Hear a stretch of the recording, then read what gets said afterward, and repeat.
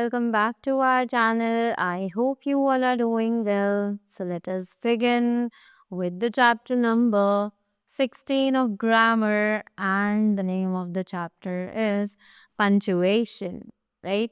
So what is this punctuation? सबसे पहले ये जानते हैं.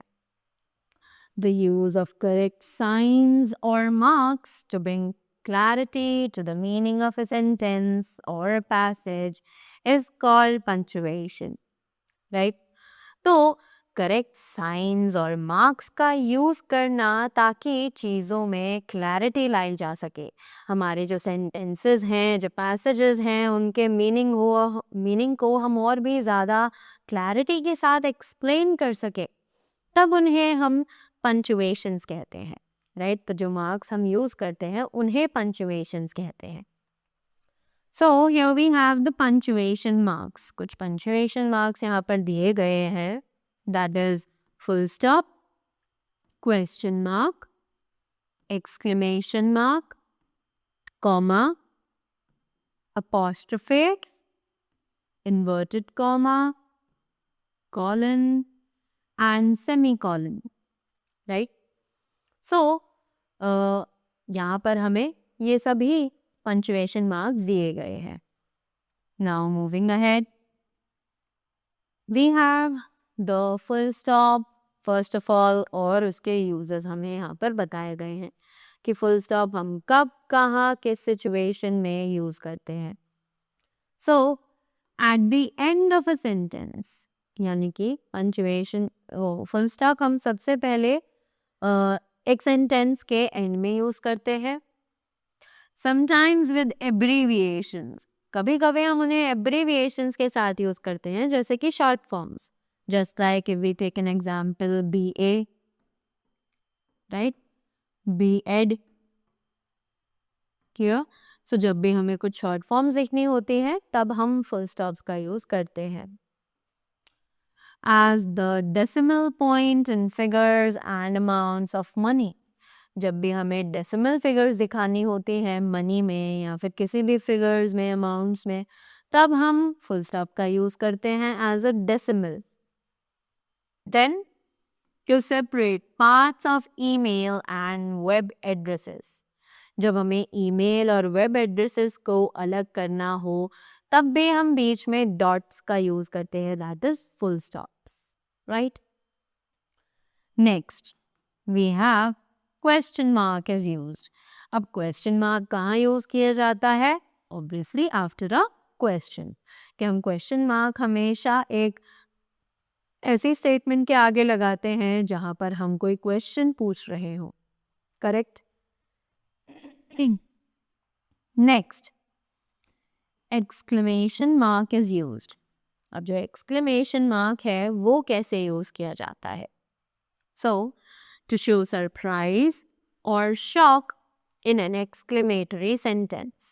कि जब हमें सरप्राइज दिखाना हो, शॉक दिखाना हो एक exclamatory sentence में. Next, it is comma is used. अब comma कहाँ यूज किया जाता है? Right? So it says to separate a series of words of the same parts of speech. जब हमें एक सीरीज ऑफ वर्ड्स को अलग करना हो जिसमें सेम पार्ट्स ऑफ स्पीच हो, यानी कि I am talking about fruits just like mango, apple, grapes, banana, तो मैं इन सभी वर्ड्स को सेपरेट करने के लिए इनके आगे कॉमा लगाऊंगी, right? To mark of the name of a person addressed. जिसको भी आप बुला रहे हो या आप किसी से कोई बात कर रहे हो, राइट? तो आप उसका नाम लेने के बाद एक छोटा सा पॉज लोगे, वहां पर आप कॉमा का यूज करते हो ताकि आप उसे बाकी स्टेटमेंट से अलग कर सको. Between nouns and pronouns in apposition. Apposition में जो नाउन्स और प्रोनाउंस होते हैं उनके बाद भी हम कॉमा का यूज करते हैं. Whenever a brief pause is needed. जहाँ पर हमें एक छोटा सा पॉज दिखाना हो, we have to take a breath, वहाँ पर हम कॉमास का यूज करते हैं. Before a speech in quotation marks. अगर कोटेशन मार्क्स में कोई स्पीच हमें डालनी है तो उससे पहले बाकी के सेंटेंस को उस कोटेशन मार्क से अलग करने के लिए we use a comma, right? Now next thing that we have is inverted comma. अब इन्वर्टेड कॉमास क्यों यूज किए जाते हैं? So when writing down the exact words someone has said, जब हमें एग्जैक्ट उन्हीं वर्ड्स को लिखना हो जो कि किसी ने कही है, तब हम उन्हें इन्वर्टेड कॉमास में पुट करेंगे। आफ्टर इंट्रोड्यूसिंग द स्पीकर, जब हम स्पीकर को इंट्रोड्यूस कर रहे हो तब हम उसे इन्वर्टेड कॉमास में रखेंगे।